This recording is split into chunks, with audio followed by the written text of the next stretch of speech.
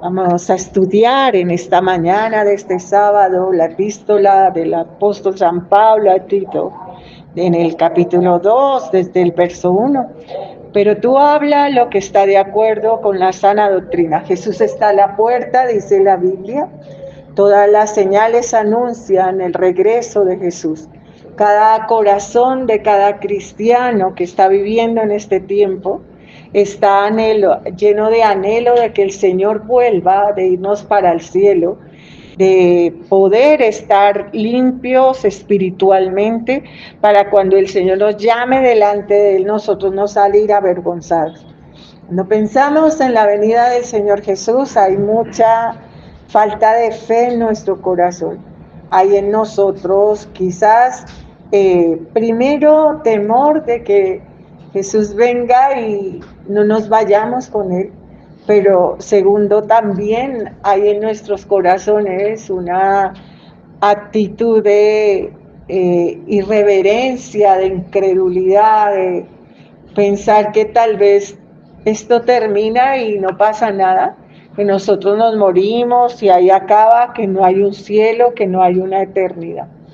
Por eso la palabra habla aquí en Tito de tú habla lo que está de acuerdo con la sana doctrina. Vivimos tiempo de fin, así que cada persona inventa lo que quiera. Cada persona se llega a lugares y personas que han inventado incluso sectas, religiones y demás. Cuando Jesús vino a esta tierra, dijo que Él era el camino, que era la verdad, que era la vida.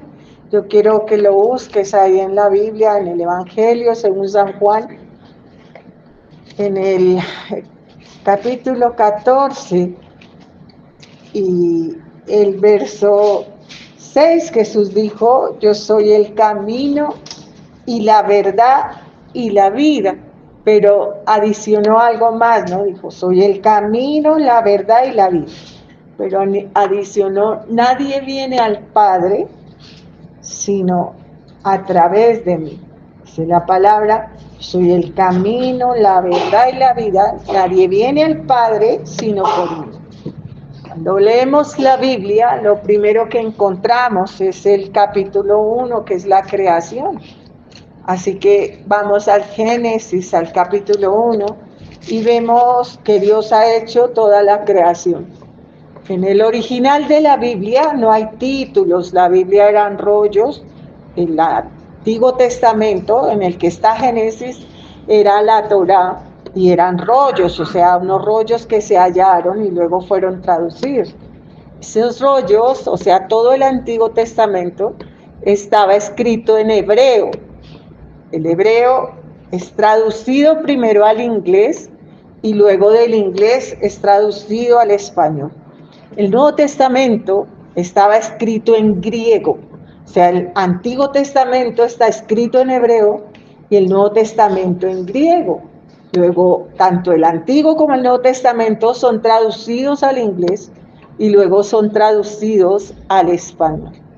El Antiguo Testamento, el Génesis, no trae ese título de la creación, sino que es una ayuda de los que han traducido la Biblia para nosotros, o sea, los pergaminos no traen títulos. Ahí dice la creación y efectivamente ese capítulo 1 y 2 habla de la creación de Dios, cómo ha hecho al hombre y cómo ha hecho el mundo.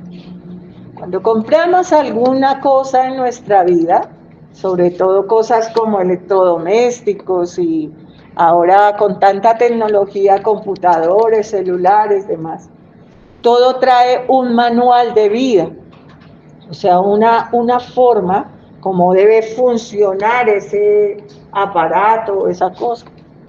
Cuando no sabemos cómo funcionan las cosas y las movemos como queremos, las dañamos. Incluso somos tan sabios en nuestra propia opinión que compramos algo, lo manejamos y luego que se daña es que buscamos el manual y decimos cómo era que funcionaba o que había que ponerle o esto.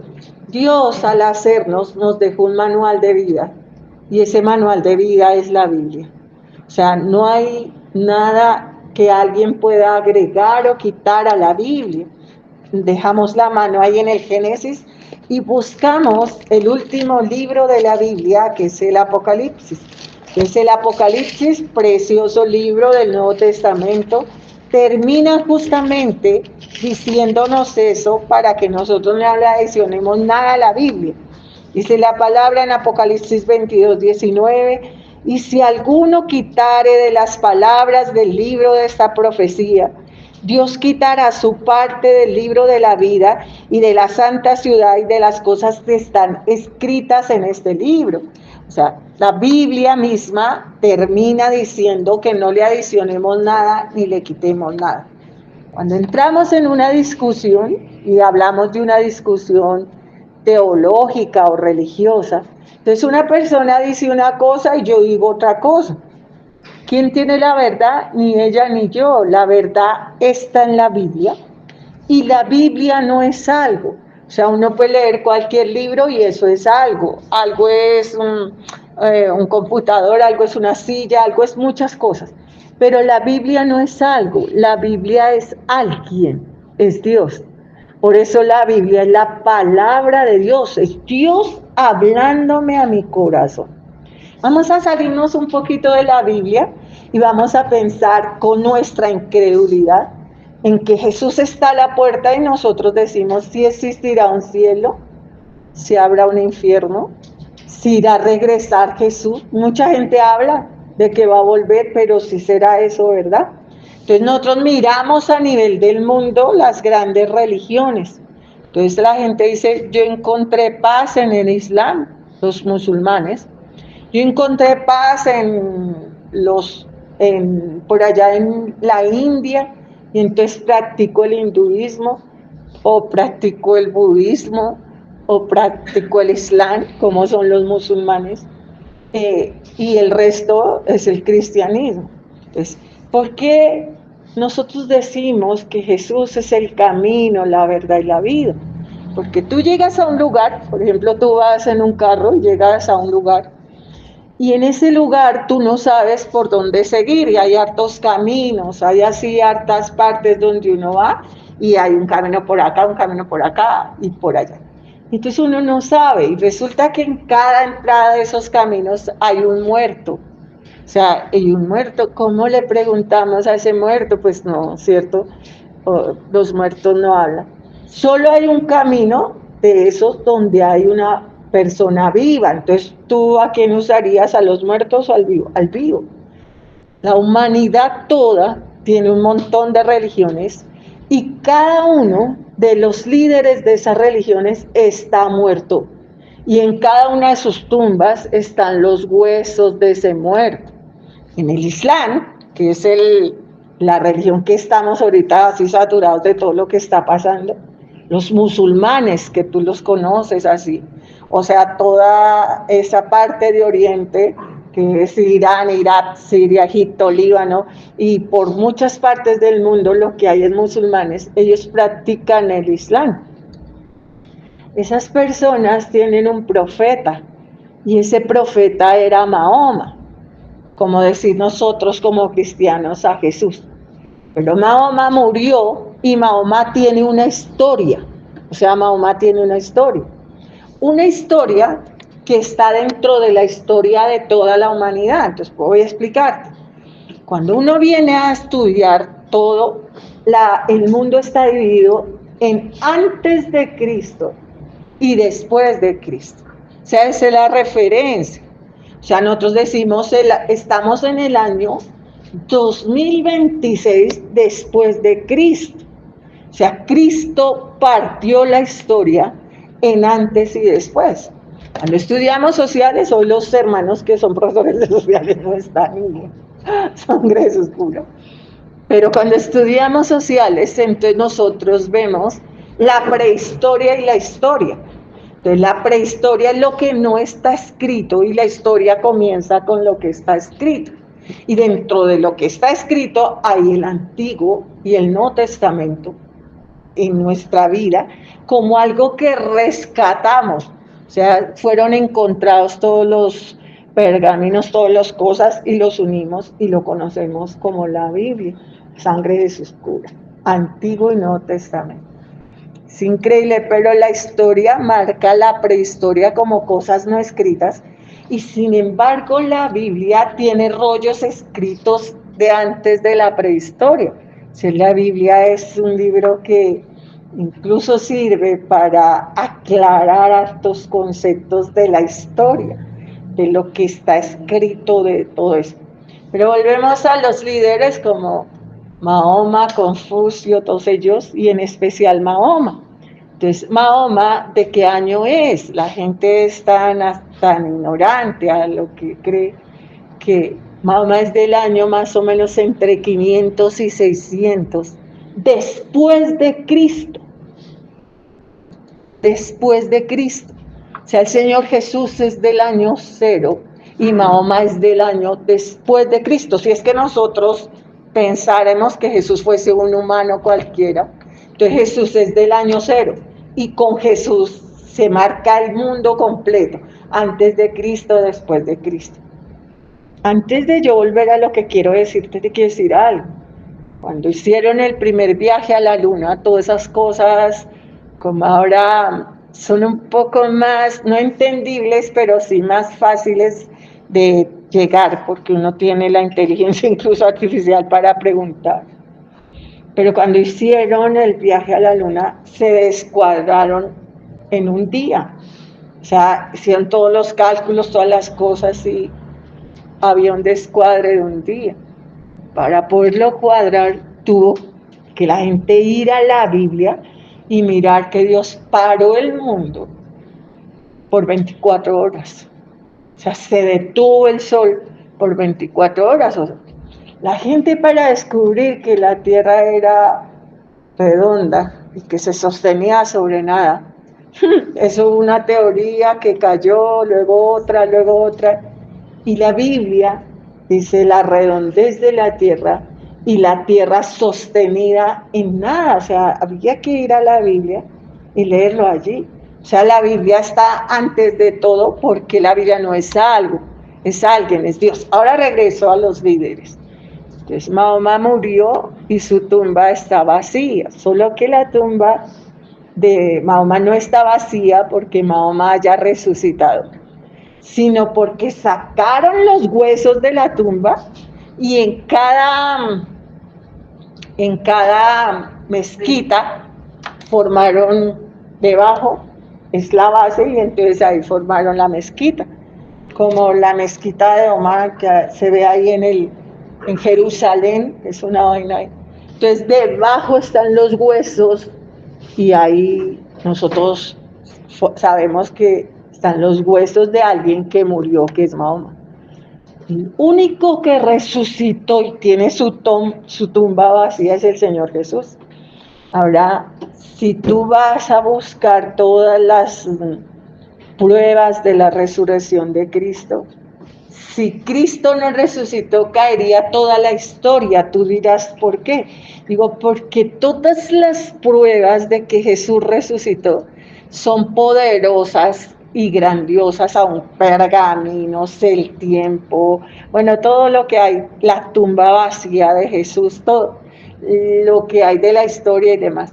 Si quisieran echar abajo que Jesús no resucitó, tendrían que echar abajo toda la historia, incluso las bases de la ciencia. O sea, es una cosa tremenda. Yo estudié en la Universidad Nacional, en la Facultad de Ciencias, el departamento de farmacia, pero pues eso es historia hace 30 y no sé cuántos años, sangre de sus cuerpos. Es tan historia que cuando estamos terminando, es el año 1989, en la Facultad de Ciencias había un solo computador, ¿puedes creerlo? Y un computador de esos, los más grandes que existían, como esto era más o menos o más grandes.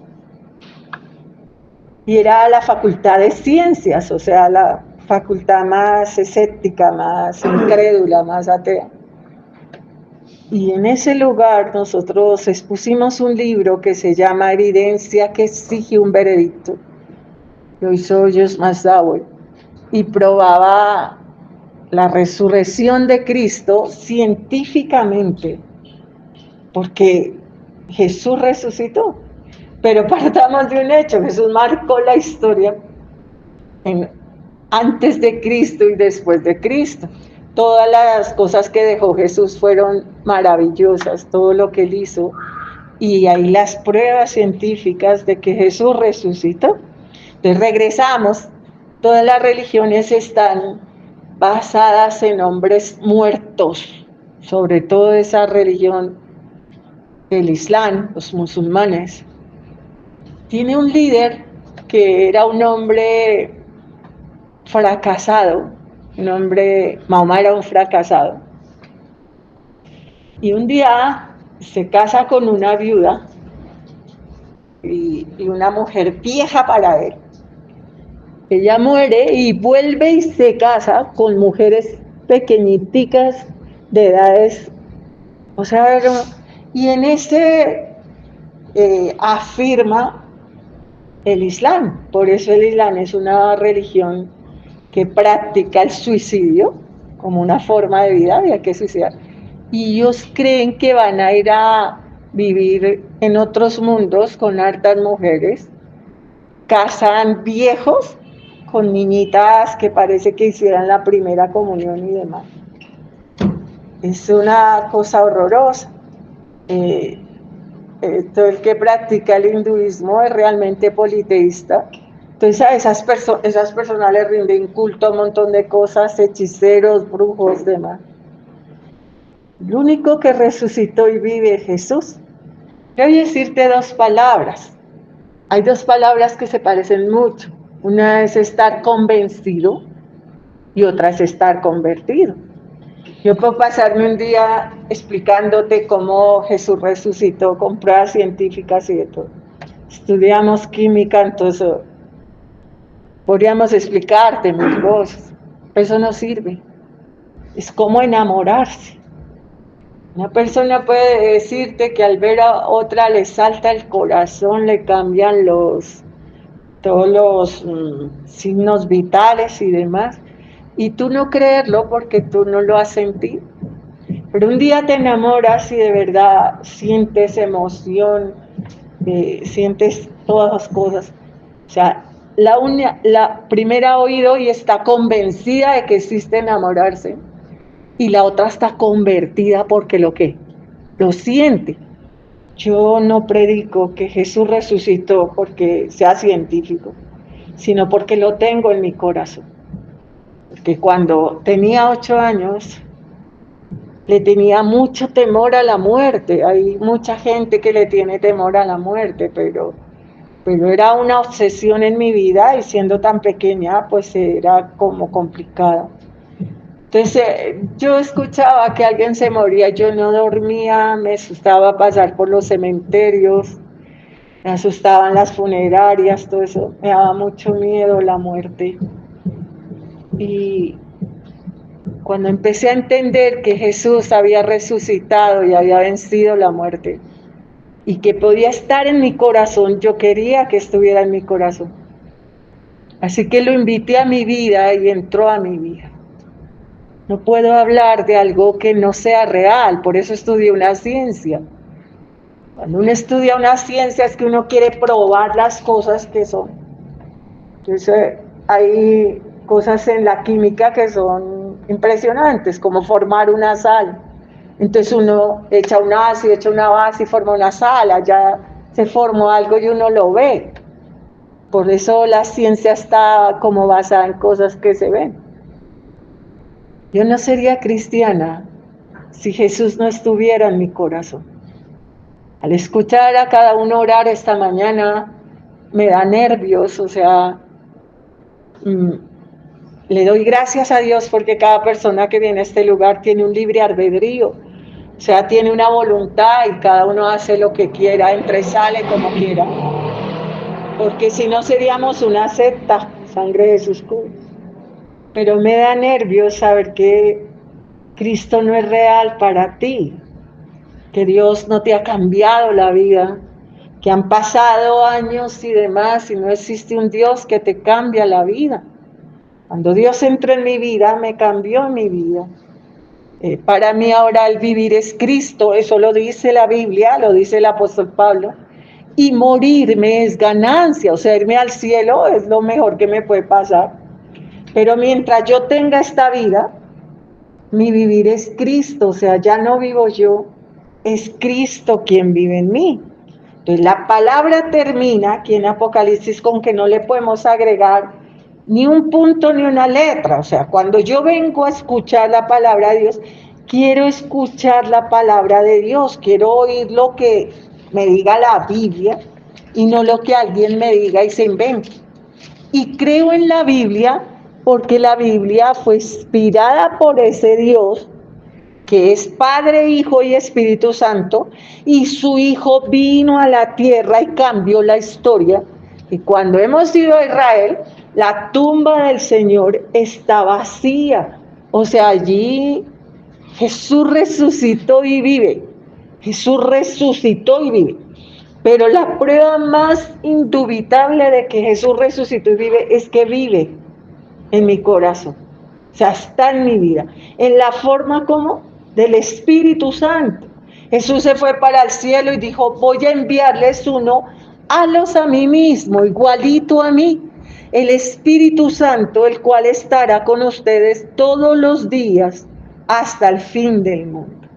Entonces, volvemos a la palabra, allí donde Dios nos ha sacado esta mañana a estudiar el libro de Tito. Dice, pero tú habla lo que está de acuerdo con la sana doctrina. Muchas personas te preguntan, ¿tú dónde te reúnes? Entonces la gente dice, yo me reúno en tal lugar, en tal lugar, en tal lugar. Y la gente usa este término. ¿Es un lugar de sana doctrina? Es basado en esto, ¿no? Pero tú habla lo que está de acuerdo con la sana doctrina, lo que está de acuerdo con ¿qué? Con la Biblia. Ahora voy a explicarte algo que es bien importante, y es que la Biblia, bueno, ya te he dicho, el Antiguo Testamento está en hebreo y el Nuevo Testamento está en griego. Cuando es traducida la Biblia, fue traducida primero al inglés. Y luego del inglés fue traducida al español. Al español la tradujeron primero dos sacerdotes o curas católicos. Uno se llamaba Casidioro Reina y el otro se llamaba Cipriano Valera. O sea, Casidioro Reina y eran sacerdotes católicos. Al traducir la Biblia, estos hombres la tradujeron del inglés al español. Entonces la Biblia quedó la Biblia Reina Valera. La gente dice, esa Biblia es evangélica. Y yo digo, qué gente tan ignorante. Amén. Esta traducción la hicieron unos sacerdotes católicos. La Biblia Reina Valera no es evangélica. Lo que pasa es que es una traducción de las más antiguas y más pegadas, hermano, en Cristo, a la exactitud del griego y el hebreo. Cuando estos hombres tradujeron la Biblia primera, la llamaron la Biblia del oso. Y decían, porque a la pasta que tradujeron le pusieron un oso comiendo miel. Porque la Biblia era eso, ¿no? Como un deleite para un oso, entonces para ellos era. Y luego cuando hacen la segunda versión, que la mejoran un poco, al idioma presente, entonces hacen la Biblia del cántaro, y es una persona yendo a un manantial y cogiendo agua, entonces por eso la llaman la Biblia del cántaro. Nosotros usamos una traducción de 1960. ¿Qué significa una versión del 60? No es que la Biblia la hayan cambiado, sino que el lenguaje sí cambia. O sea, el lenguaje ha cambiado mucho. Ha cambiado tanto que para uno comunicarse con un joven tiene que decirle, ¿me puede prestar su diccionario? Para ver qué traduce parcero, no sé qué. Jesús puede decir, yo tengo 12 parceros, y queda bien y tú lo entiendes. ¿Sí o no? En cambio, digo, 12 discípulos, tú ya no lo entiendes. Si la Biblia te dice, empero, ¿tú qué crees que te está diciendo? No entiendo, es término, no, porque era un español, ¿qué? Antiguo. Entonces, sin embargo, y los hombres eran traducidos en ese lenguaje antiguo como los meantes a la pared. Ahora si dijeran meantes a la pared, la policía nos cogería, nos llevaría. ¿Eh? Porque uno encuentra por ahí a alguien orinando en la calle, contra una pared y se lo llevan, ¿no? Eso no es permitido. Entonces la Biblia decía para referirse a los varones como los meantes a la pared. Entonces por eso ha sido necesario traducirla a un idioma español reciente. O sea, por eso estas versiones de 1960, 1909, 1960, y ahora hay un montón de traducciones de la Biblia, la nueva versión internacional, la TLA, las sociedades bíblicas, lenguaje actual, contemporánea, o sea, para que la Biblia sea más... Pero la Biblia nadie la puede cambiar. ¿A qué me refiero? A que hay un plan de salvación en esta Biblia que nadie, absolutamente nadie la puede cambiar. Cuando uno va a la Iglesia Católica, entonces la Iglesia Católica le metió a la Biblia unos libros. Entonces esos libros se llaman deuterocanónicos. Eso significa deuterocanónico de dudosa procedencia. ¿Por qué ellos los llaman así? Porque en esos libros no interviene Jesús, ni el Padre, ni el Espíritu Santo directamente. O sea, son libros como una historia y no caben en la Biblia. O sea, no quedaron en el canon original de la Biblia. Entonces, la Iglesia Católica, como intenta engañar, dice, la Biblia Reina Valera es la Biblia de los evangélicos. ¿Cuál? Es ignorante. Esta es la primera traducción y la hicieron unos católicos, unos monjes católicos. Pero la Biblia católica mete imágenes, mete cosas que dicen los curas, que dicen demás. Entonces, acá, nosotros vendemos Biblias, pertenecemos a las sociedades bíblicas de Colombia. Entonces acá las Biblias aclaran, ¿no? La Biblia con deuterocanónicos, con imágenes y otras cosas. La Biblia con incrustaciones de oro, cosas así raras, pero pues están aclaradas ahí. ¿Has entendido hasta ahí? Bueno, pues cuando vamos a la palabra y sabemos que en el lenguaje de los judíos, que es el hebreo, que está el Antiguo Testamento, está el nombre de Dios. Entonces, ¿cómo se llama Dios? Eso es tan importante.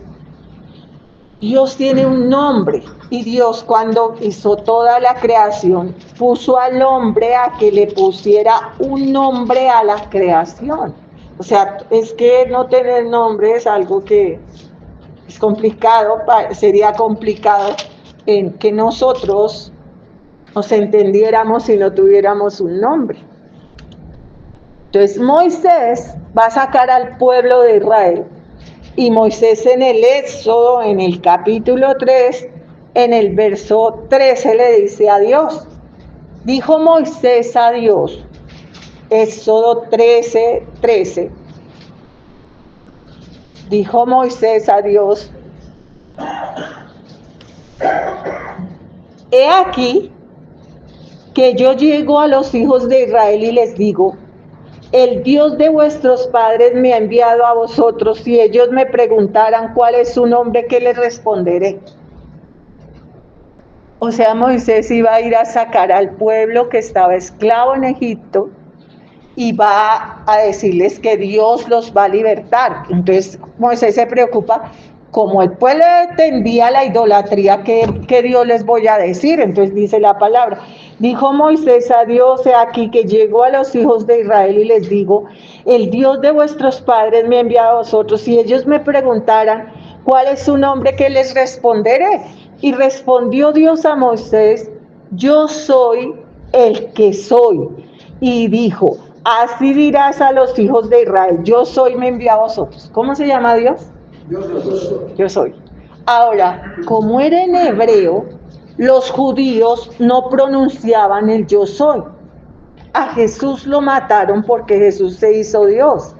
porque Jesús dijo, yo soy el camino, yo soy la luz, yo soy la verdad, yo soy el pan de vida, yo soy el agua. Jesús dijo que Él era el yo soy, porque Jesús era Dios.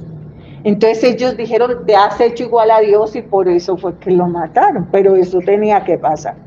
Entonces Jesús, el Padre, el Hijo y el Espíritu Santo, esto te lo voy a explicar ahora, se llaman el yo soy. Yo soy.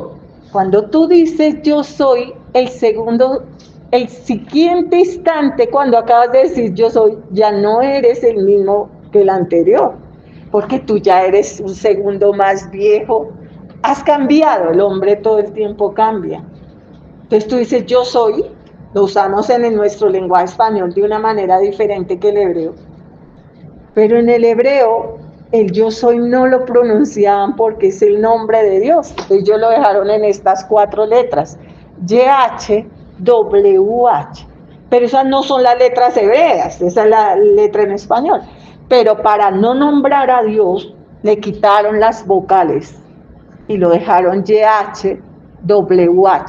¿Amén? Así se llama Dios para los hebreos. Ellos se refieren a las cualidades de Dios, pero no nombran el nombre de Dios.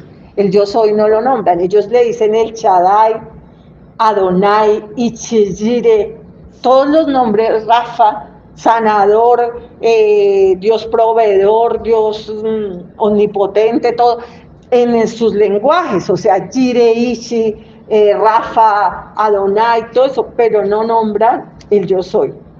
Cuando tradujeron la Biblia que inicialmente está en hebreo, ese YHWH lo tradujeron al inglés, le metieron las vocales y le dijeron que Dios se llamaba Yahvé, en inglés, Yahvé.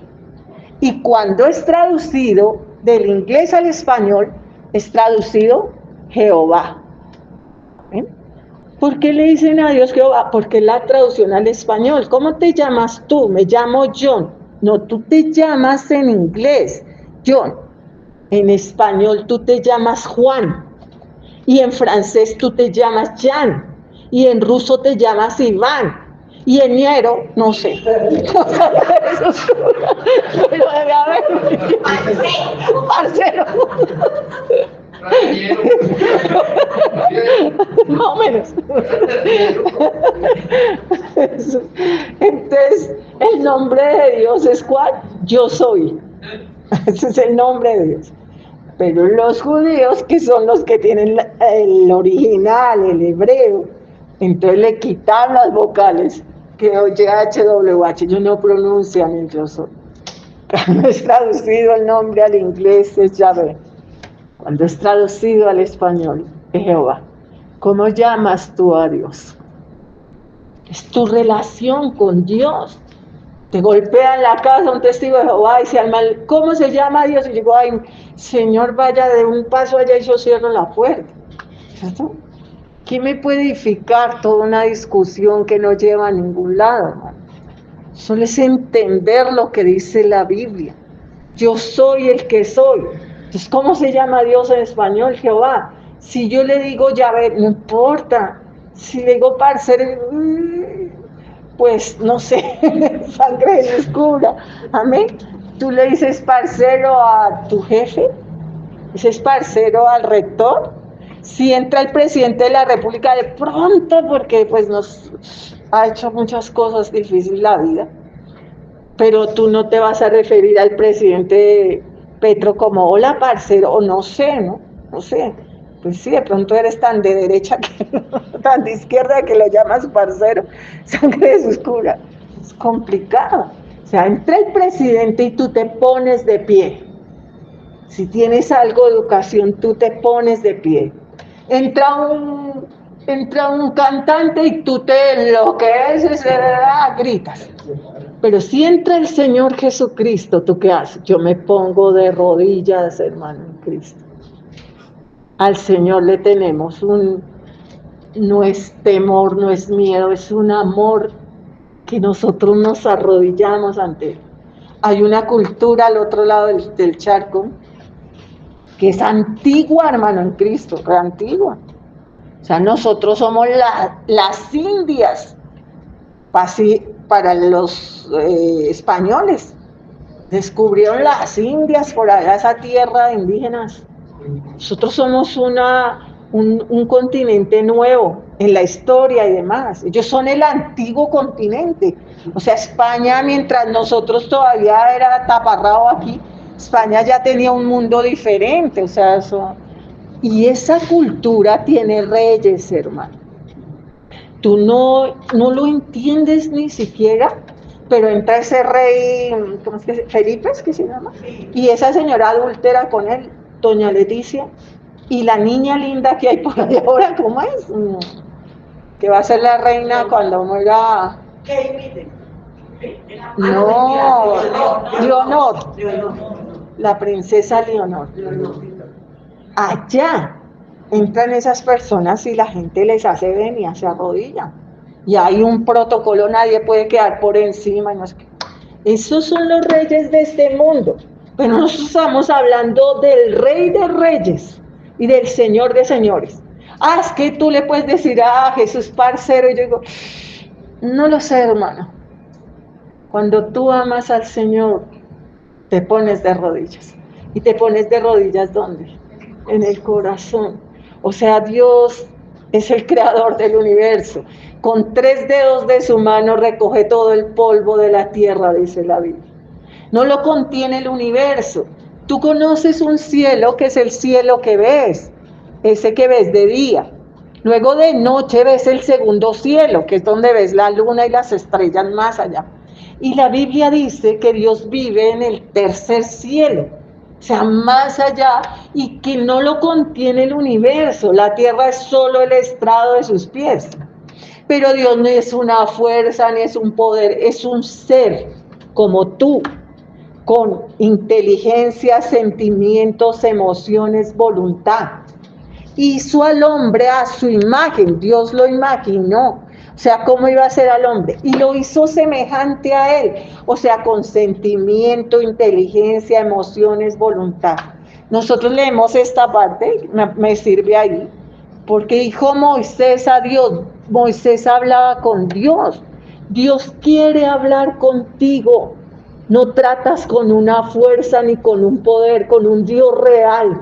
Un Dios que envió el Espíritu Santo, que es Dios mismo, a que viva en ti, que te puede sellar como hijo suyo, que puedes tener una relación con un Dios que existe, que es verdadero, no que Dios va a regresar, esos cuentos. Yo digo, lo único real para mí es Dios y su regreso y su venida. Yo puedo dudar de que tú estés aquí, pero no dudo de la existencia de Dios. Dios existe y te ve y tiene un plan para tu vida, un plan que tú has tapado los oídos y no quieres oír, un plan que no te lo voy a decir yo ni nadie me lo va a decir, sino tú allá en tu casa, entrando en tu lugar secreto y arrodillándote allí y hablando con un Dios que existe. Dios, entra en mi vida, muéstrame mi camino, cámbiame mi existencia, mira todo lo que hay en mí, vas a regresar y yo no te conozco. Y es una necesidad, porque la Biblia lo dice en Juan 17:3, que para que yo pueda ir al cielo tengo que conocer a Dios. Juan 17:3 dice, y esta es la vida eterna. O sea, ¿cómo yo llego a la vida eterna? Que te conozcan a ti, el único Dios verdadero, y a Jesucristo a quien has enviado. Esa es la vida eterna, que conozca a Dios y a Jesucristo, a quien Jesús ha enviado. Yo quiero que vayas un momento a San Juan, al 14. Y vamos a leer desde el 6, ya lo hemos mencionado, pero vamos a leer un poquito más. Dice Juan 14:6, Jesús les dijo, yo soy el camino y la verdad y la vida. Nadie viene al Padre sino por mí. Jesús viene a esta tierra, camina con sus discípulos y les dice, yo soy el camino, soy la verdad, la única verdad, y soy la vida. Nadie va al Padre sino a través de mí. Pon atención que ya había un testigo de Jehová. Dice, si me conocieses, también a mi Padre conocerías. Y desde ahora le conocéis y le habéis visto. Felipe le dijo, Señor, muéstranos al Padre y nos basta. Lee la palabra, en toda Biblia está exactamente igual, así sea una traducción más moderna, de pronto en alguna dice un término más moderno que tú puedas entender. Entonces dice así, San Juan 14:8, Felipe le dijo, Señor, muéstranos al Padre y nos basta. Jesús le dijo, ¿tanto tiempo hace que estoy con vosotros y no me has conocido, Felipe? El que me ha visto a mí ha visto al Padre. ¿Cómo pues dices tú, muéstranos al Padre? Cuando uno le golpea a un testigo de Jehová, le dice, es que Jesús no es Dios. Uy, un montón de cosas que llegan a la blasfemia. Y entonces sacan una Biblia, que es una Biblia que inicialmente era un libro verde. Se llamaba el libro verde de los testigos de Jehová. Entonces ellos le modificaron cosas, pero no tuvieron tiempo para modificarlas todas. Entonces en Juan 1:1, en esa Biblia testiga de Jehová, en Juan, en el capítulo 1, en el verso 1, dice, en el principio era el verbo, y el verbo era con Dios, y el verbo era Dios. Los testigos de Jehová dicen, en el principio era el verbo era con Dios, y el verbo era, ellos metieron la palabra un. El verbo era un ¿qué? Un Dios. O sea que Jesús era un Dios, pero ese Dios que metieron lo hicieron en minúscula, como si Jesús fuera un ídolo, un Dios más pequeño. Y dicen que Jesús es el arcángel Miguel. O sea, son blasfemias a un nivel que terrible. Esto es Felipe, y eso que era un discípulo de Jesús, ya era testigo, mira. Dice San Juan 14:6, Jesús le dijo, yo soy el camino, y entonces Felipe le dice en el 8, Señor, muéstranos al Padre y nos basta.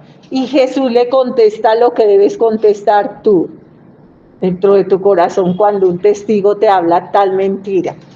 Entonces el 9 dice, Jesús le dijo, tanto tiempo hace que estoy con vosotros y no me has conocido, Felipe. El que me ha visto a mí, ha visto al Padre. Pues, ¿cómo pues dices tú, muéstranos al Padre? ¿No crees que yo soy en el Padre y el Padre en mí? Las palabras que yo os hablo no las hablo por mi propia cuenta, sino que el Padre que mora en mí, Él hace las obras. ¿Qué dijo Jesús? Que el Padre y Él eran ¿qué? Uno solo. ¿No crees que el Padre está en mí y yo en Él? O sea, los dos somos uno. Eso es lo que el testigo te intenta cambiar ahí, y cuando ya le abren la puerta, le cambian a la gente la Biblia por ese libro verde, lo volvieron como una Biblia para que parezca una Biblia. No, le modificaron cosas. Ahora, ¿qué tiene de grave esto? Tiene de grave esto. Ellos tenían un profeta, esto es de más o menos 1900, 1800, bueno, creo que 14 o algo así, no me acuerdo bien. Ellos tenían un profeta y ese profeta dijo que Jesús iba a volver. Y Jesús no vino y él dio una fecha y ellos lo llaman los ancianos a esos profetas. Entonces se murió ese profeta y antes de que él muriera dieron otra fecha. Y luego dieron otra, y luego dieron otra, y luego otra, pero fechas exactas. Esta es la fecha en que Jesús va a venir tal día, tal hora. La Biblia dice que cuando un profeta es falso, como yo decirles, Jesús va a venir en el 2028, porque en 1948 Israel es nación. No, digo, Jesús podría venir. Ahora, el día y la hora solo lo sabe el Padre, está en el conocimiento del Padre. Jesús dijo, el día y la hora solo lo sabe mi Padre Celestial. Jesús dijo así. Entonces no sabemos ni el día ni la hora. Pero si yo les dijera, este día viene, entonces esa gente vendió todas las cosas. Pero bueno, que las vendieran, ¿qué hicieron con la plata? Se la dieron a esas personas Y esas personas tienen, como decir, ¿cómo explicarlo? Como una isla dentro de una ciudad. Mucha esa gente está tapada de dinero, de todo lo que han engañado a la gente, que Jesús va a venir y la gente vende todo lo que, por eso es una versión diferente, es una cosa tan aterradora, tan espantosa, pero lo que ellos dicen del Espíritu Santo no lo puedo ni repetir porque perdería mi alma. La Biblia dice que toda blasfemia contra Jesús es perdonada, o sea, que ellos digan que Jesús, bueno, pueden decir mil cosas, pero contra el Espíritu Santo, no. Entonces lo que ellos dicen del Espíritu Santo ya es blasfémico. Por eso cuando esas personas van por las calles, recorren tierra y mar para ganar un adepto, y luego lo hacen 2 veces más merecedor del infierno que ellos mismos. La sangre de Jesús cura. Por eso volvemos a la palabra, entonces regresamos a donde estamos estudiando, que es Tito. Entonces Tito dice, pero tú habla lo que esté de acuerdo con ¿qué? La sana doctrina. Ahora, ¿la sana doctrina de quién? De Dios. ¿De qué Dios? De la Biblia que tú tienes en tu casa, no la que nosotros te regalamos. En tu casa tienes una Biblia, lee la Biblia. ¿Amén?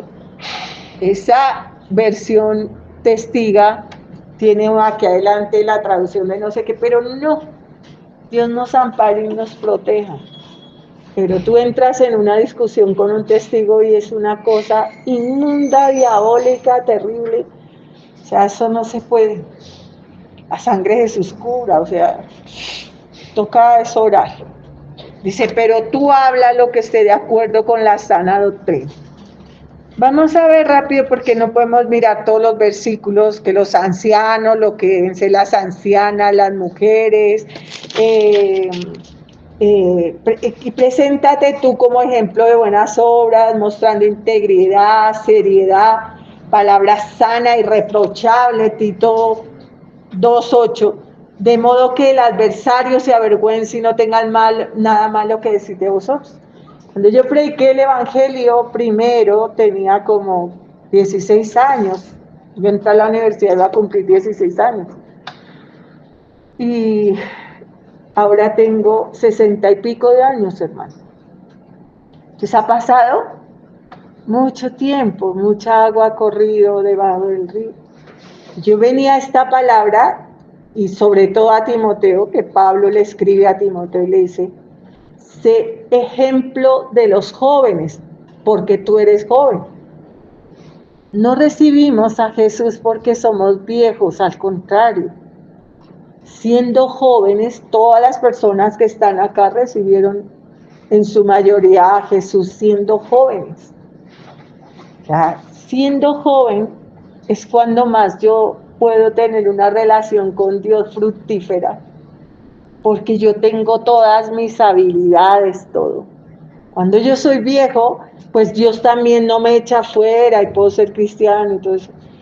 Pero llegar viejo al camino del cristianismo es algo que no es de aplaudir, al contrario, es de aplaudir cuando se es joven. O sea, mientras es joven se puede servir tanto al Señor. Yo le serví al Señor tanto en esta vida. Ahora veo la vejez y bueno, es un tiempo que es precioso también, pero no como cuando se era joven, que uno podía entrar, salir, compartir, subirse a los buses, predicar, hacer montones de cosas, que ya le queda más difícil. Entonces dice la palabra eso, palabra sana, y no tenga nada de malo que decir de vosotros. No porque yo sea un joven, entonces yo tengo que ser una persona injusta, mala, perversa, burlona, sino que yo puedo escoger a Jesús y ser una persona como un anciano en la fe. Así que es el año más o menos 89 y yo tengo como 24 años y bautizo una iglesia como de 50 personas. Es el primer bautizo que hago. Tengo 24 años. Ha corrido mucha agua debajo del puente, hermano. Ha corrido muchos años, sangre de Jesús. Y obviamente que si voy a bautizar una iglesia era porque había sido predicadora como 10 años o 8 años atrás.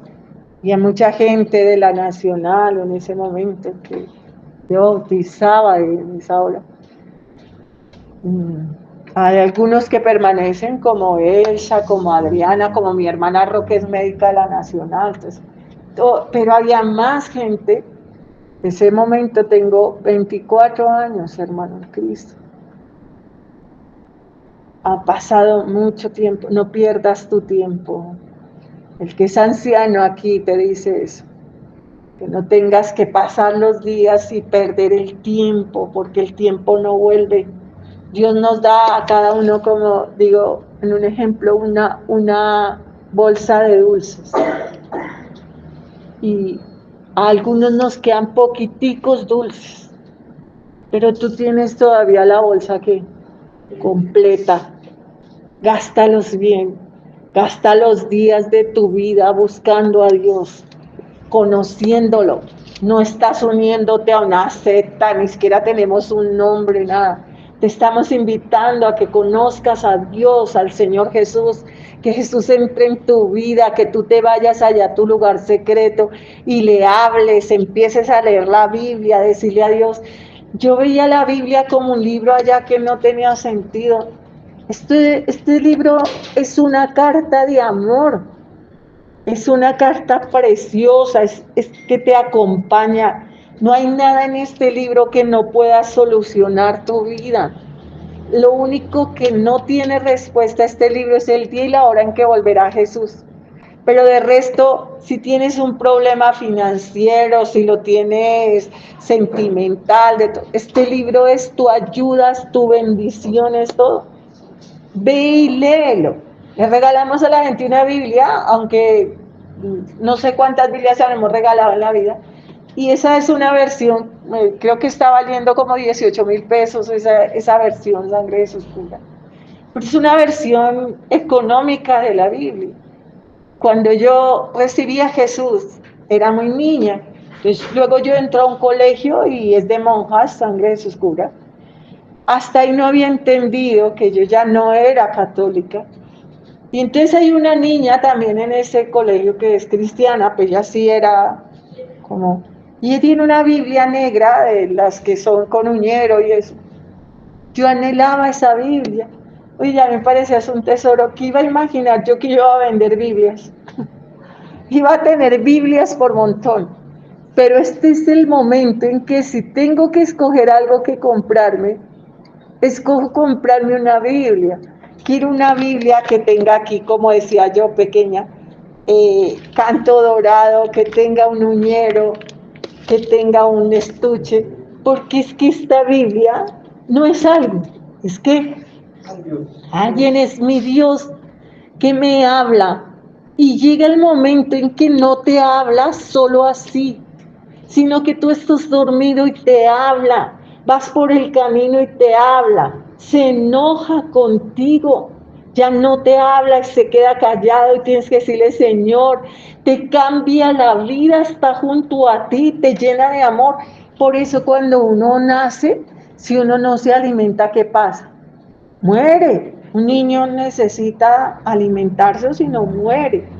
Si te desligas de la palabra de Dios, mueres. La palabra de Dios es el alimento para el alma. O sea, venimos acá, escuchamos la palabra, hemos aprendido cosas, pero no hemos aprendido a tener una relación con Dios. Esa la hago yo con Él. Tú no te novias con alguien y vas contándole a alguien que te va dirigiendo. No. Eso tal vez sería si fueras a hacer prostitución o fornicación, entonces te dan la dirección, le preguntas por esta vieja, llegas allá y haces esto, amén, cuando tú te prostituyes o fornicas. Pero amar es algo natural, hermano. No tiene nadie que llevarnos a amar. Tú no tienes que pasar ni por un confesionario ni nada para encontrarte con Dios. Tienes que entrar a tu lugar secreto. Es que yo no tengo un lugar secreto porque yo vivo como yo vivía cuando era más pequeña, éramos muy pobres. Entonces era una pieza que dividían mis papás con un armario, yo dormían allá y nosotras tres a este lado. Entonces era un espacio muy pequeño, no había lugar secreto.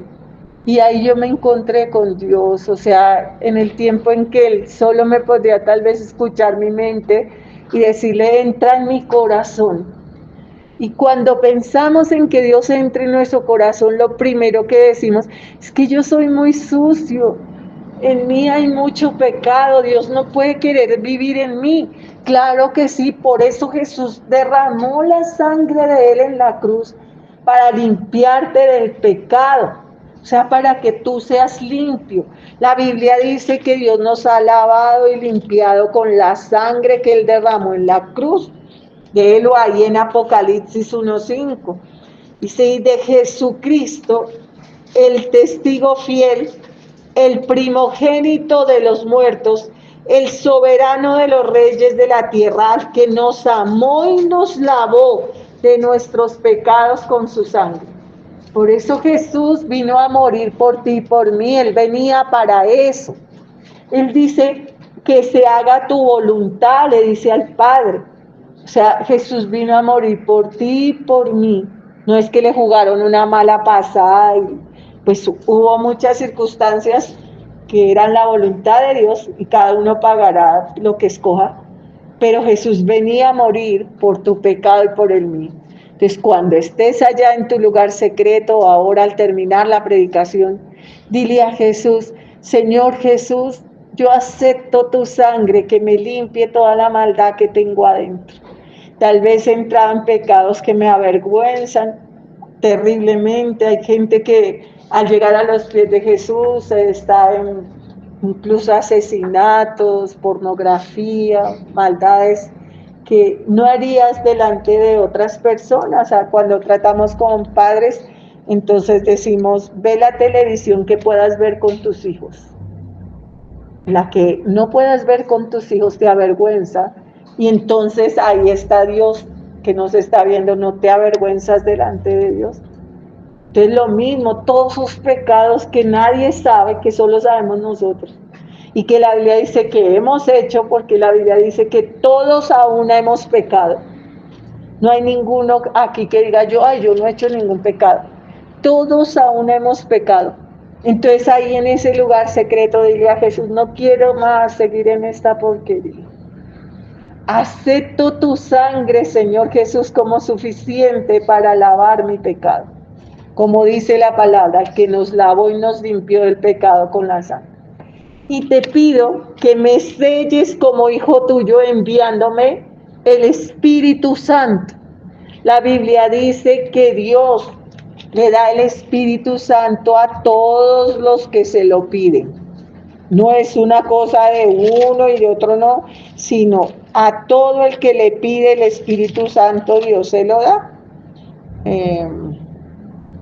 Vamos a buscar dónde está eso. ¿Es el 11? Sí, 11:13, pero vamos a leer un poquito desde el 8. Desde el 5, perdón. San Lucas 11, versículo 5. ¿Bien? ¿Ya lo encontraron? Listo, dice así, les dijo también, ¿quién de vosotros que tenga un amigo, va a él a medianoche y le dice, amigo, préstame 3 panes, porque un amigo mío ha venido a mí de viaje y no tengo que ponerle delante? Y aquel respondiendo desde adentro le dice, no me molestes, la puerta ya está cerrada y mis niños están conmigo en cama. No puedo levantarme y dártelos. Os digo que aunque no se levante a dárselos por ser su amigo, sin embargo, por su importunidad se levantará y le dará todo lo que necesite.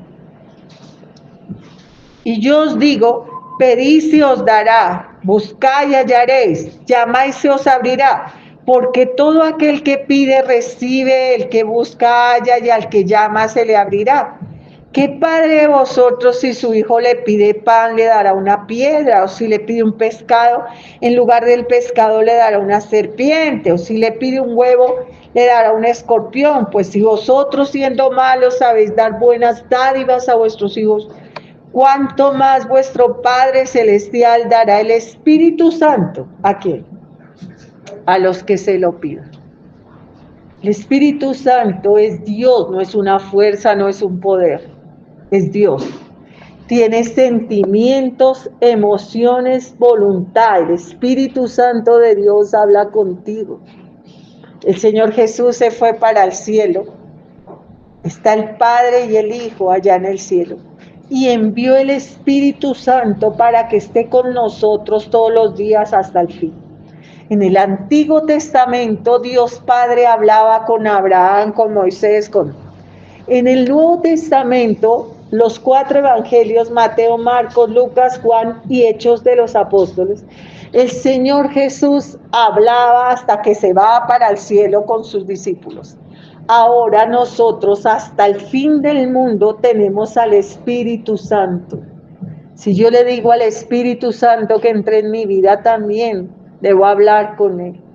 No puedo creer que siendo tan sublime mi Señor, mi pequeño corazón, su templo es. Así es. Ahora voy a ponerte un ejemplo sencillito.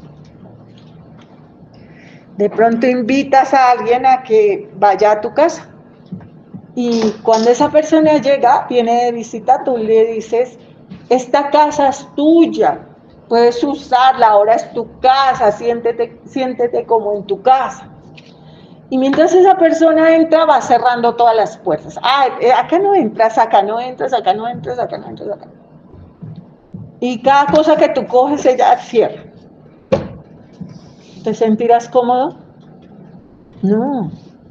Tú al final te harás en un rincón, si es que ya no te puedes ir. Te harás en un rincón y dirás, oye, acá soy bienvenido de labios, pero de corazón, ¿qué? No. Muchas de las personas que son cristianas han hecho eso con el Espíritu Santo. Lo invitaron a sus vidas y toman el control ¿de qué? De todo. Tú el pacto lo haces con Dios, Dios de pactos. Cumples promesas. O sea, Dios es un Dios verdadero, un Dios de poder. Tú haces el pacto con Dios. El que murió por ti fue el Señor Jesús. Nadie va al Padre sino a través de Jesús. Entonces yo le digo a Jesús, Jesús, te recibo como Señor y Salvador. ¿Por qué? Porque lo dice la Biblia. Vamos a leer donde lo dice. Entonces dice Romanos 10, 8. Más que dice, cerca de ti está la palabra, en tu boca y corazón. Esta es la palabra que predicamos, que si confiesas con tu boca que Jesús es el Señor, vuelvo a repetir, Romanos 10, verso 8, más que dice, cerca de ti está la palabra en tu boca y en tu corazón. Esta es la palabra de fe que predicamos, que si confesares con tu boca que Jesús es el Señor y creyeres en tu corazón que Dios le levantó de los muertos, serás salvo. Yo le digo a Jesús que entre en mi corazón, porque ahora Él va a ser el Señor. El Señor. El Señor era una palabra que le decían los esclavos a la gente que los compraba. Me compró este Señor, entonces Él es el Señor, el que manda. Es un acto voluntario con Jesús. Tú allá en tu casa le hablas a Jesús, quiero que seas el Señor. Lo confieso con mi boca que Jesús es el Señor. ¿De dónde? De mi vida, no es el Señor de mucha gente no va, pero tú sí, eres el Señor de mi vida, quiero que gobierne en mi existencia. Creo en mi corazón que el Padre, que Dios levantó a Jesús de los muertos. Lo he entendido, dividió la historia, Jesús resucitó y vive. Y quiero creerlo con mi espíritu, porque tú me selles con el Espíritu Santo. Entonces, Espíritu Santo, te invito a que vengas a morar en mi vida, ahora que yo he declarado que Jesús es el Señor y creo que Jesús fue levantado de los muertos. ¿Me entendiste? Tienes que decirlo ¿con qué? Con tu boca. Es tu relación con Dios. Jesús, entra en mi vida. Límpiame con la sangre que tú derramaste en la cruz. Séllame con el Espíritu Santo. Espíritu Santo, ven a mí. Y escribe mi nombre en el libro de la vida del que habla la Biblia, para que sea que yo muera o tú regreses por segunda vez, yo pueda ir al cielo. Qué delicado esto, ¿no? Vamos a ir a Apocalipsis, porque la Biblia dice, en Apocalipsis, en el último capítulo, en los últimos capítulos, el 20, dice así, en el verso 15, y el que no se halló escrito en el libro de la vida, fue lanzado ¿a dónde? Al lago de fuego. ¿Cómo aparezco yo escrito allá? Si el Espíritu Santo está en mi vida, o si no hay, no tengo nada con él. Cuando yo recibo el Espíritu Santo, me escriben en el libro de la vida. Y cuando yo muera, Dios me dejará entrar en la patria celestial. Si yo no estoy escrito en el libro de la vida, ¿me van a echar a dónde? Al infierno, al infierno. Sangre de Jesús, cúbrenos, ampáranos y protégenos. Cada hombre que estudias en la Biblia, cuando lo estudies tú orando, buscando a Dios, verás que tenían un trato con Dios a tal punto que Moisés llega en un momento a hablarle a Dios y dice, bórrame de tu libro. Si vas a quitar a Israel, bórrame de tu libro. ¿Dónde está? El que no sea yo, esto es de hallar, ¿no? Pero nosotros lo cambiamos como en broma, no siendo broma. El que no sea yo, que no sea yo. El que no sea yo escrito en el libro de la vida, fue lanzado al lago de fuego.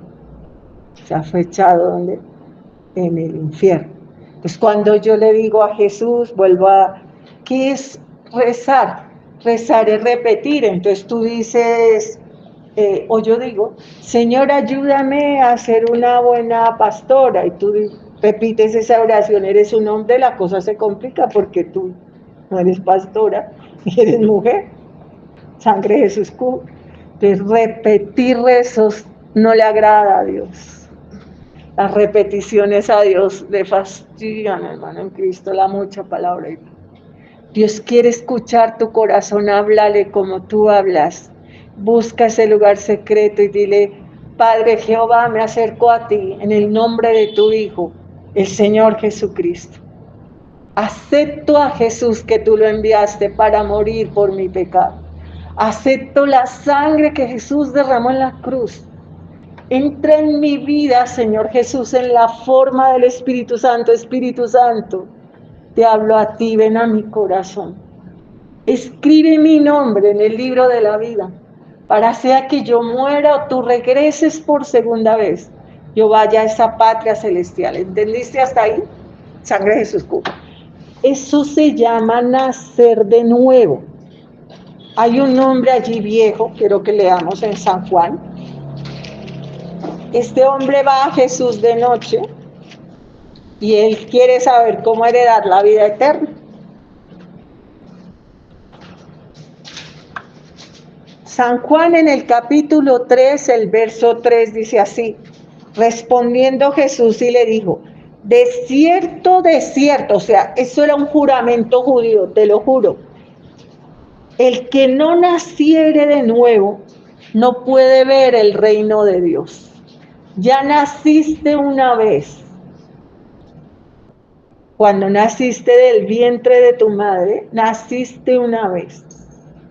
Cuando recibes a Jesús como Señor y Salvador, naces por segunda vez.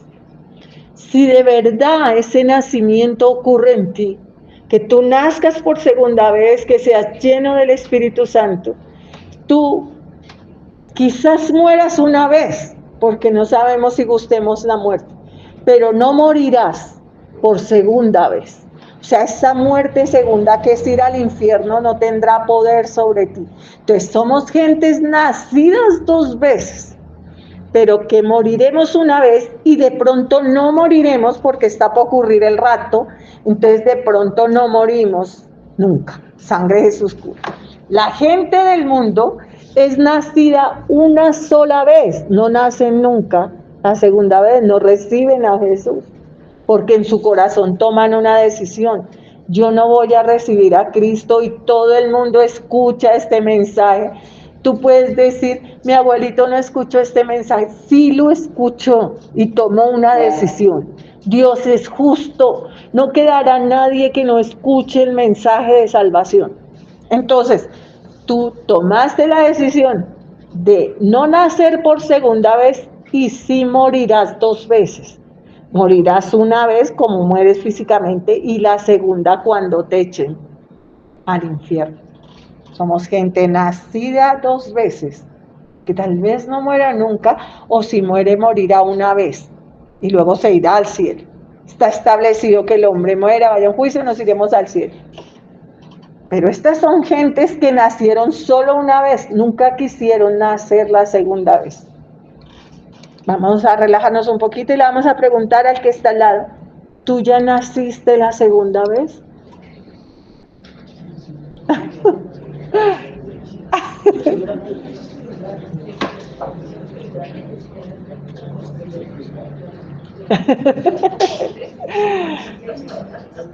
Y se armó la pelea. Bueno, vamos aquí a San Juan 3.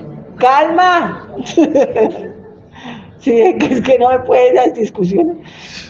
San Juan 3, en el verso 3 dice, respondió Jesús y le dijo, de cierto te digo, de cierto te lo juro, que el que no naciere de nuevo no puede ver el reino de Dios. Y dice la palabra, Nicodemo le dijo, ¿cómo puede un hombre nacer siendo viejo? ¿Puede acaso entrar por segunda vez en el vientre de su madre y nacer? Respondió Jesús, de cierto, o te lo juro, es un juramento, de cierto te digo, que el que no naciere del agua y del espíritu no puede entrar en el reino de Dios. Yo acabo de narrarte que es nacer del espíritu, pero luego tú tomarás una decisión y querrás bautizarte en agua, porque eso dice la palabra. Hasta Cristo se bautizó en agua. Cuando éramos pequeños y éramos, siendo colombianos, casi todos católicos, nos bautizaron en agua. Pero eso es un bautismo de aspersión. O sea, era supuestamente para que tú entraras a la familia de Dios.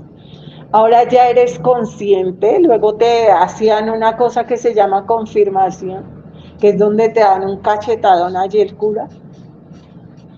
Y era que tú confirmabas que eras cristiano. Yo respeto cada persona, pero es una interpretación que si incluso fuera de corazón sería válida. El problema es que el recibir a Jesús es como enamorarse. O sea, es mi relación ¿con quién? Con Dios, ahí no cabe nadie más. O sea, yo le digo a Dios, quiero nacer de nuevo y un día quiero bautizarme. Entonces vamos a un río, a un charco, armamos una piscina aquí, y en casos extremos, como cuando la gente está por ahí, cuidados intensivos, entonces toca es echarles por encima de la cámara. Yo quiero hacer como Jesús, declararle a la gente que Jesús ahora es el Señor, que yo morí para el mundo y vivo para Cristo. ¿Qué significa eso? ¿Que yo voy a irme a la montaña, me voy a morir? No, no.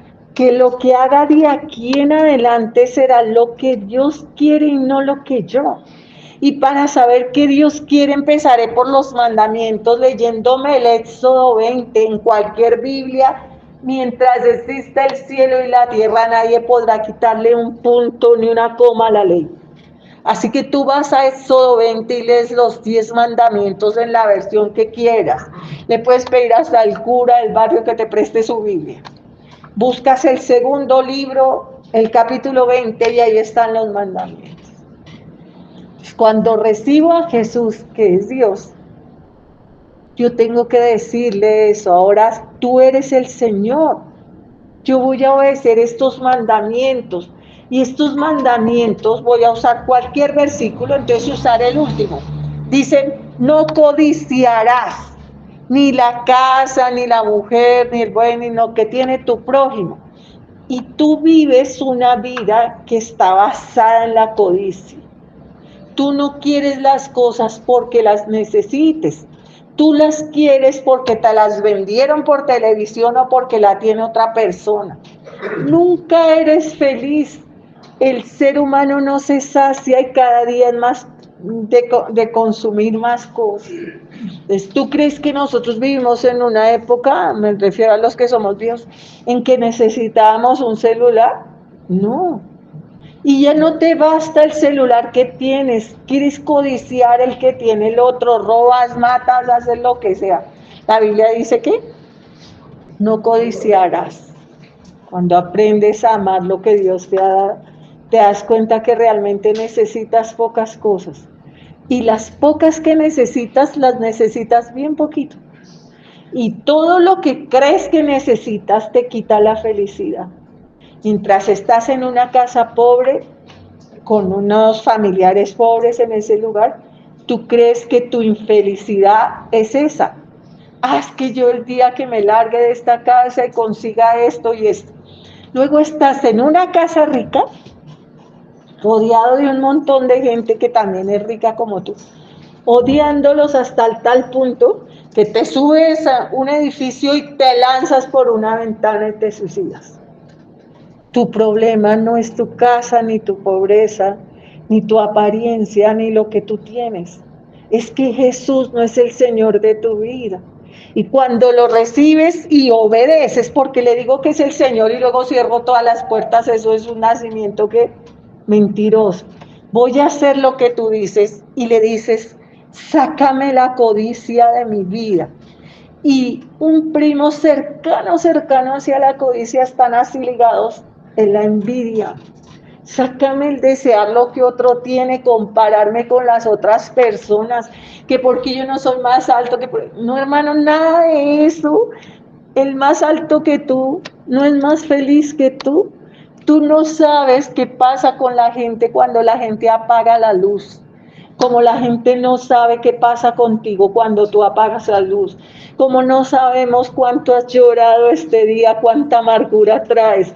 Tú ves la gente montada en sus supercarros y demás, pero tú no sabes si van esas personas drogadas, si para dormir tienen que tomarse una pasta. La industria farmacéutica es ahora millonaria, sobre todo todos los que producen pastas para dormir y para la gente calmar la ansiedad y todo eso, porque la gente está llena de ¿qué? De codicia. Solo usar ese mandamiento, hay un montón más. Vamos al Señor y le decimos, Señor, enséñame los mandamientos, pero haz que yo los cumpla, que ahora realmente seas tú el Señor, que estén en mi corazón, que yo los entienda. Honra a tu padre y a tu madre, porque es el quinto mandamiento y es el primer mandamiento con promesa para que tengas larga vida. Desgraciadamente pasamos la vida deshonrando a nuestros papás y luego nos arrepentimos y es tarde. Y esa promesa estaba ligada a la eternidad. ¿Qué significa honrar? Respaldar esas personas. ¿Y qué significa respaldarlas? Piensa en que tu papá podría morir ahora. ¿Has escuchado el mensaje de salvación? Él irá al cielo. Él recibió a Jesús, obedece los mandamientos y obedece el sermón del monte. No, lo más seguro es que muera y vaya al infierno. Era tu responsabilidad velar por esa persona. Ahora ya conoces a Jesús y lo primero que tienes que hacer es decirle, enséñame a orar por las personas. Tú tal vez entiendes el mensaje que has escuchado y te entró fácil y demás. Ahora crees que cada persona que está allá afuera le va a entrar el mensaje fácil y no es así. Porque la gente tiene soberbia y tiene altivez. y no se van a reconocer pecadores y no van a aceptar a Jesús y lo rechazarán. Es una historia de montones de veces. Tal vez mi mamá se convierte y el hijo no se convierte, el papá se convierte, el hijo no, el hijo se convierte, la mamá no. Jesús dijo que en la casa misma tendríamos los enemigos, ¿no? Pero serán enemigos de nuestra fe, no nuestros. Entonces nosotros seremos para ellos lo mejor que les haya pasado y oraremos y clamaremos para que esas personas vengan a los pies de Jesús. Entonces, no te maravilles, le dice Jesús a Nicodemo, de que te diga esto, ¿no? No te maravilles de que te diga, os es necesario, en el verso 7, no te maravilles de que te dije, os es necesario nacer de nuevo. Luego que yo nazco en mi ser del Espíritu Santo, yo quiero hacer un bautizo, y hacemos un bautizo. Entonces tú declaras, tú te sumerges en el agua como hizo Jesús, porque es inmersión completa, y sales y dices, yo muero para el mundo y vivo para Cristo. ¿Para quién lo dices? Para todas las fuerzas espirituales que hay en el aire, que eran ángeles que estaban con Dios, se rebelaron contra Dios y quedaron en la tierra ahí para hacerte la vida complicada. Entonces les declaramos que ya no servimos a la maldad ni a la impiedad, que nosotros somos cristianos, se lo declaramos a la gente que nos oye y lo declaramos con la vida. Jesús es el Señor, confiesa con tu boca, pero pruébalo que Jesús es el Señor. Luego vas al Sermón del Monte, que es San Mateo, está en el capítulo 7 al capítulo 9. Cuando obedezcas todo ese sermón, hermano, en Cristo, no tú, sino Dios en ti te hará entender toda la salvación. El cristianismo no es una emoción, no es un sentimiento, es una ¿qué? Decisión. Una decisión en la que yo hoy cambio mi vida. El Señor Jesús será mi Señor. Me voy a mi casa y busco de Dios. No me he unido a nada. Nosotros no somos nada. El que es algo es quien. Dios. Dios. Ahora te voy a, porque es hasta la 1 y me quedan 5 minuticos te voy a explicar algo que es importante. Dios es espíritu y los que le adoran, dice la Biblia, en espíritu y verdad lo adoran. Cuando salgas de este cuerpo, que es tu casita, que es el cuerpo que tú tienes, lo que hay dentro de ese cuerpo es tu alma. Llegamos a entender eso de alguna forma cuando nos vemos en una foto o nos miramos al espejo. Entonces, cuando nos vemos en una foto, nosotros no nos reconocemos. Generalmente decimos, uy, ¿cómo que? Yo en esa foto y uno dice, igualito como es. Pero tú no lo aceptas porque tú no eres esa foto, tú eres el que está dentro de ese cuerpo. Esta es una casita y dentro de ese cuerpo está el alma. Cuando tú mueres, esa alma sale y es la que irá al cielo. Dios la revestirá de un cuerpo inmortal, así dice la Biblia, y allá viviremos con Dios por siempre. Pero tú eres el alma que está dentro de este cuerpo.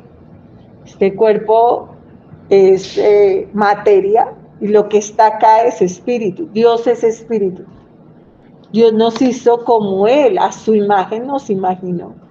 Entonces nos hizo como Él y a su semejanza, nos hizo semejantes a Él en que tenemos en esa alma sentimientos, tenemos emociones, tenemos una voluntad que Dios jamás pasará por encima de ella, a no ser que tú se la cedas. Por eso Él dice, mira que estoy en Apocalipsis 3:20 a la puerta y llamo. Si alguien oye mi voz y abre la puerta, yo entraré a él y cenaré con él y conmigo. Dios es caballero, Dios golpea pero no empuja. O sea, Él podía entrar en tu vida y cambiártela, pero no lo hará si tú no le dices. O sea, Dios es caballero. Entonces, Dios nos dio voluntad, sentimientos, emociones y sobre todo inteligencia. Nos hizo semejantes a Él en eso, en que tenemos un alma que es como Él, sentimientos, emociones, inteligencia, voluntad. A medida que lees la palabra vas conociendo a Dios y ves que Dios es un ser que se enoja con ira santa, un ser que oye, que ama, que te responde, que te habla, que va contigo y que te ha sellado con el Espíritu Santo, que es Dios mismo, y entonces el Espíritu Santo que está en ti habla contigo. No estás solo, está en ti.